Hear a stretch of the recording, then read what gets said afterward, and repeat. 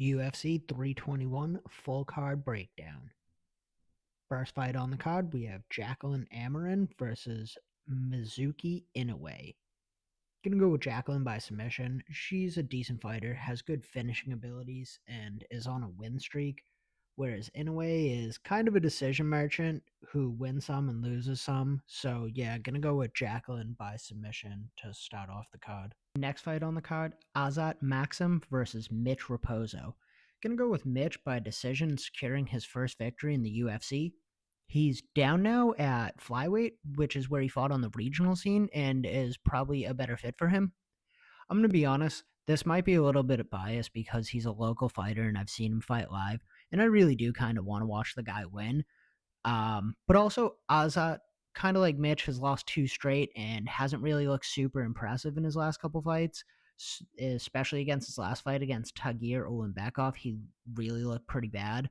So I think he has a couple holes in his game that maybe Mitch can expose and get a win by decision. Next fight on the card, Hamdi Abdel Wahab versus Chris Barnett. Gonna go with Barnett by TKO in the second or third round.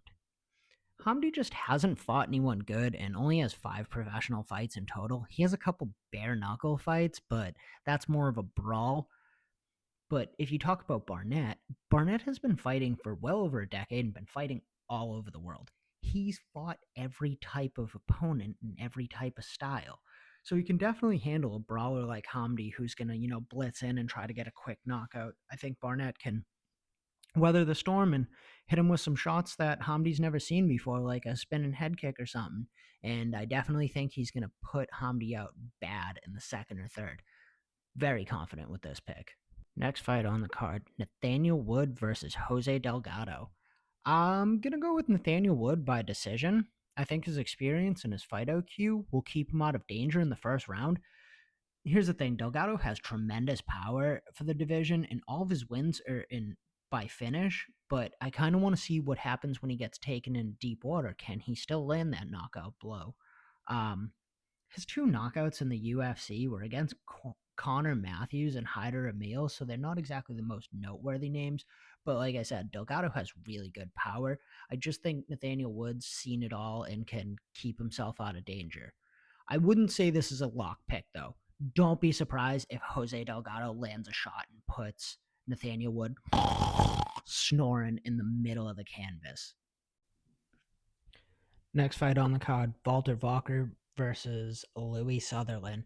Gonna go Walter Walker by easily submission. He's gonna make it look kind of easy. He's gonna wind up getting a heel hook. Louis Sutherland, let's be honest, he's a fat, stinky retard who likes to blitz forward and kind of try to knock people out, but he's not a real mixed martial artist. He's not a real fighter. He's just kind of like a tough guy who can knock you out. And he's also from England or Scotland, and fighters from that area cannot wrestle. So yeah, Walter's gonna make it look easy, and Louis just a fat, stinky retard. Next fight on the card is Abdul Karim El Sawadi versus Matheus Camilo. Who? Yeah, I was wondering the exact same thing. Who are these guys? But I'm going to go with Camilo by TKO.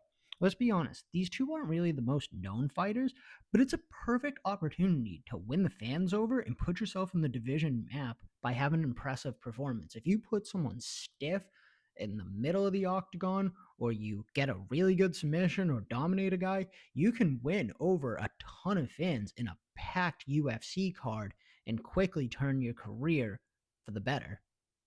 Next fight on the card is Ludovid Klein versus Mateusz Rebecki.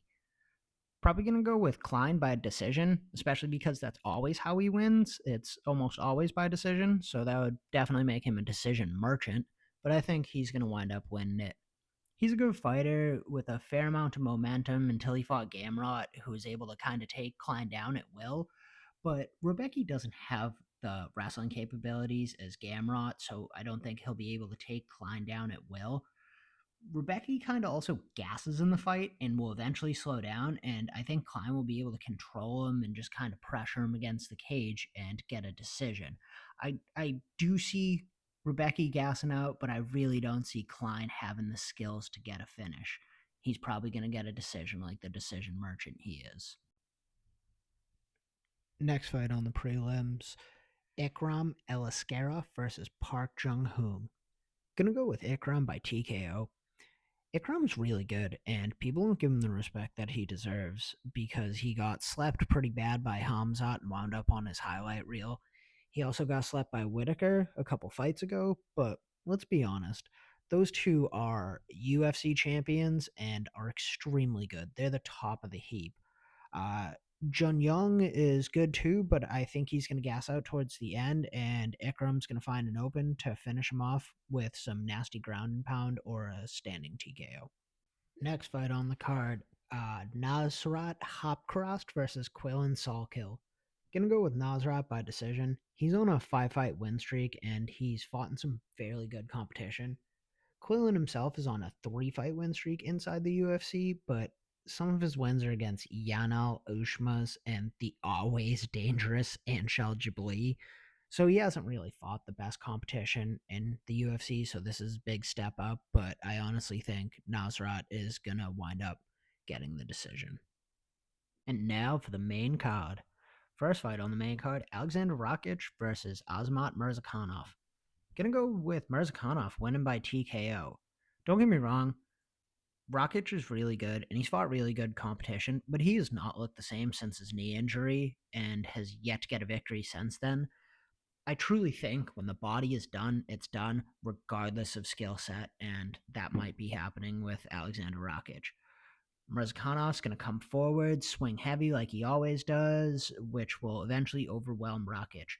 Pre-injury Rakic is really good at avoiding strikes and blitzes and uses his lateral movement and his quickness, but I just don't think he has that side-to-side movement like he used to. He's going to think he still does and not be able to move out of the way from a couple shots and wind up getting put to bed. So, gonna go with Mrazkanov by TKO. Second fight on the main card, Alexander Volkov versus Jailton Almeida.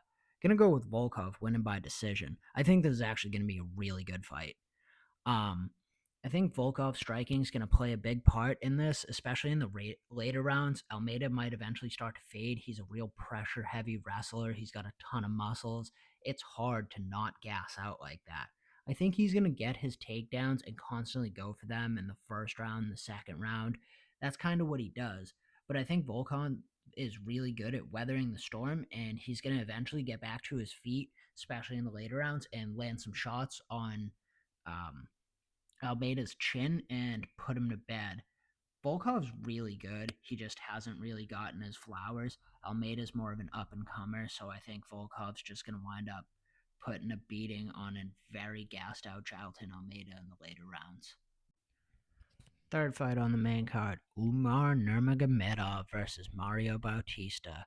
Gonna go with Umar by decision. He is absolutely a Dagestani decision merchant, so it will 100% be a decision. But let's be honest, Umar's pretty relentless when going for the takedown, and I think he's going to take Mario down a bunch and gas him out eventually, put a lot of pressure on him, and land some small shots and keep himself busy and just kind of lay on him and not really get any sort of threat for a finish, but, do the Dagestani decision. Don't get me wrong, Mario's good and he has good in and out movement and can keep himself in and out of punching range. But I think Umar is going to wind up eating some shots because of that. But he's just so relentless with his takedowns. He's going to eventually get Mario down to the ground or up against the cage where he can do his busy work and win a somewhat boring decision. Fourth fight on the card, the co-main event. Virna Jandiroba versus Mackenzie Dern.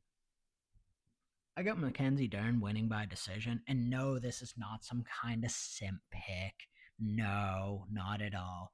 I just think Jandiroba has terrible stand up, and Mackenzie's is decent, still pretty bad, but decent, and Jandiroba's is just trash. They're both really good grapplers, and we might have some really good grappling exchanges, but it tends to cancel each other out. They're both black belts. I don't think either one of them will accidentally get caught in a submission. And I think when it's on the ground, Mackenzie will land her little jab and her little 1-2 and eventually win by points over Virna. And now the main event, Tom Aspinall versus Cyril Gane. Gonna go with Aspinall by knockout in the first or second round. Let's be honest, Gana's a good striker, and we'll probably want to engage with Tom, but he almost got finished by Tai Tuivasa. He doesn't fight the smartest, and Tom has legit one punch power, and I think he's going to wind up sleeping Gane. Tom's been on an absolute tear, destroying everyone in front of him and making everyone actually look easy. I just think it's his time, and Saturday night he's going to prove that he's the best heavyweight on the planet and will win the undisputed title. So, yeah, UFC 321 picks. Hopefully, you win some money. Peace.